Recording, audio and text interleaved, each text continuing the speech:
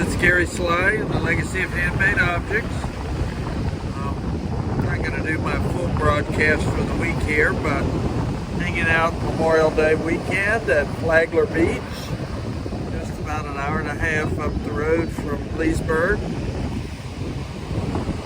We're having some blustery weather. You can see the clouds rolling around behind me. It's not actually doing anything right now except blowing pretty hard, but looks like we may have some wind and some thunderstorms. So we're just beginning that kind of season here in Florida where we have the afternoon thunderstorms and all that fun. I'll talk to you a little bit about stitching and travel in this week's episode.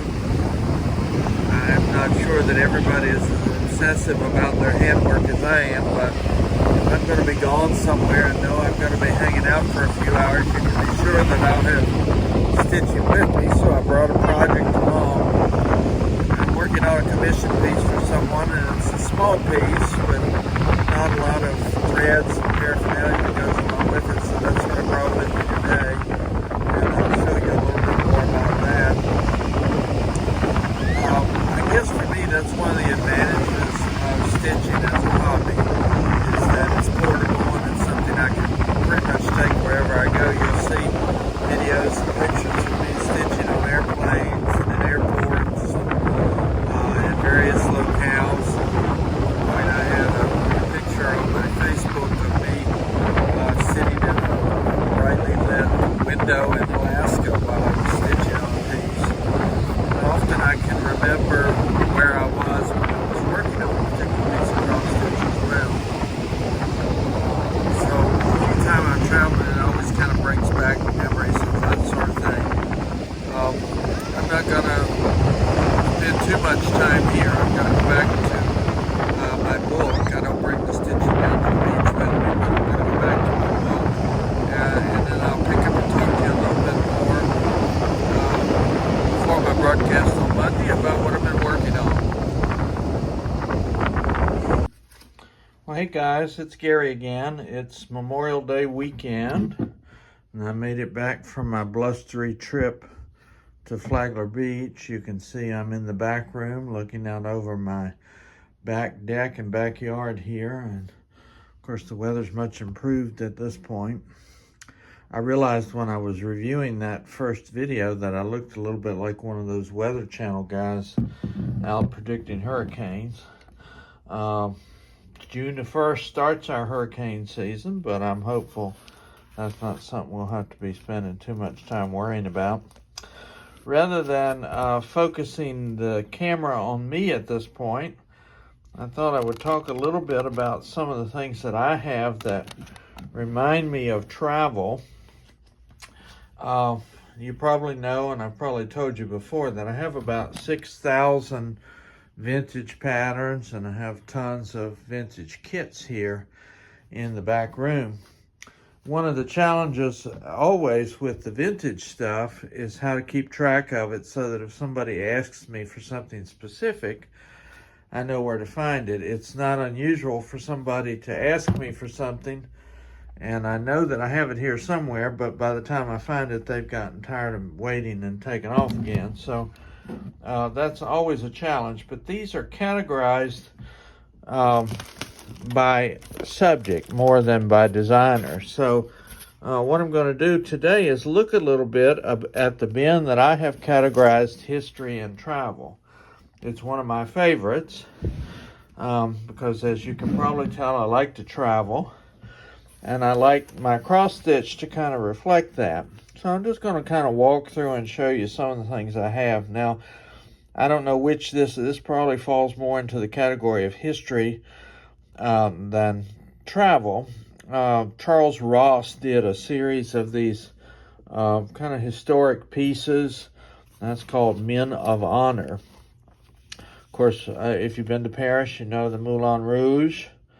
And so there's a fun little pattern with some images from that. Being a literature person, I always love literary references. There's Mark Twain. Yeah, I just wanted to kind of walk through some of these because they help me to kind of think about the value of cross-stitch in bringing up our memories of places. There's a whole series of these ginger spice ones of different parts of the country, and this is the Midwest.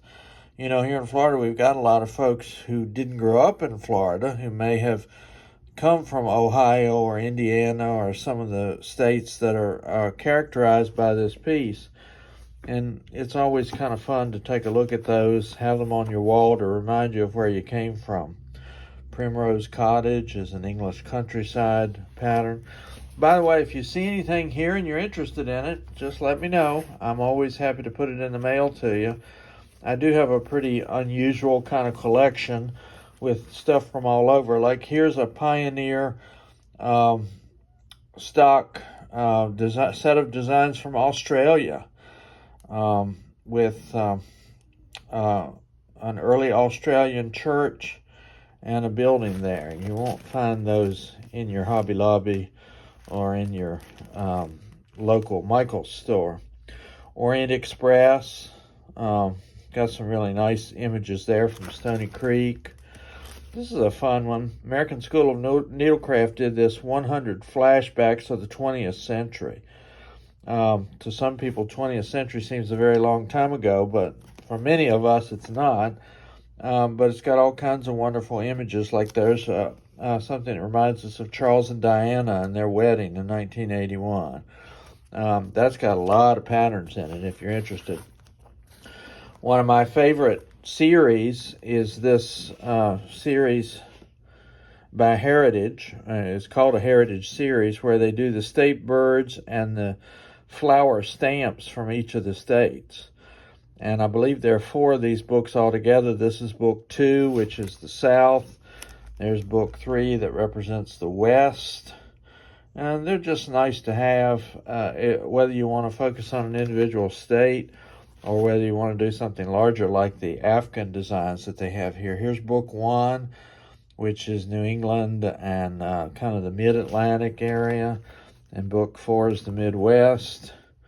So I'm not sure. I might not have all of them because it seemed like there would need to be a far western one here somewhere that I don't see. But at least I've got those. I love Frank Lloyd Wright. And there's a wonderful pattern from the Avery Conley Playhouse. That's one of the buildings there in Chicago that Wright designed for. There's a whole district there that has people thinking about Frank Lloyd Wright. Irish Blessings. I've never seen too much of this designer. That's an old design pattern from Hickory Mountain Designs. You'll see some Native American designs here, some a little more authentic than other. A lot of Celtic designs available to us, reaching back to that time. Look at this book with stained glass images. What a fun idea to do some cross stitch in. I mentioned Celtic before. Celtic knot pinball is what that's called. That's Nostalgic Needle, which was a pretty well-known designer. The Desert Southwest, I actually bought one of these books myself when I was out in New Mexico way back probably in the 90s. Really wonderful colors and imagery. There's another one with some Native American designs. These were pretty popular the last time I talked about them, so I just kind of like to show off some of the things that I have that are sort of fun and that you may find if you go snooping around in your own stitching areas that have nostalgic stuff. If you can't find them and you see something here you like, just let me know. Mystic Stitch, as you probably know, does a lot of full coverage pieces. This is called Indian and Wolf. Not sure where the image comes from, but I'm sure I could open it up and take a look at that. There's a California sampler with some images of some of the early Catholic missions there, Hollywood, San Francisco, and the Golden Gate Bridge. That's a fun one. I always love these books that are kind of a retrospective of England. Cross Stitcher's Guide to Britain. This is called The Heart of England. So you've got Wembley, Stokesby Castle, Shakespeare's birthplace. Some of those I'm not too familiar with. Lots of designs from Williamsburg, the Bruton Parish Church. I used to live near there, so I always love seeing images from that area. How about the bridges of Madison County? There's the Hogback Bridge. Madison County is Pennsylvania, I think. Is that right? Can't remember. Well, anyway, that's part of a series. P. Buckley Moss, who I realize just recently passed away in the last few years. Got some wonderful designs by P. Buckley Moss. Got some nice frame pieces up in the front that folks have done by Moss along through the years. Just all kinds of fun stuff. I bought this pattern in New Orleans.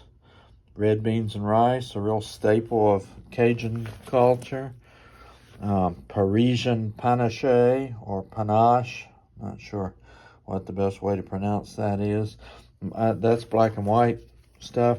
Now, Art Ventures, if you do find vintage patterns, you'll see a lot of these old patterns by Art Ventures. They evidently went around to communities all over the country and did patterns for specific landmarks.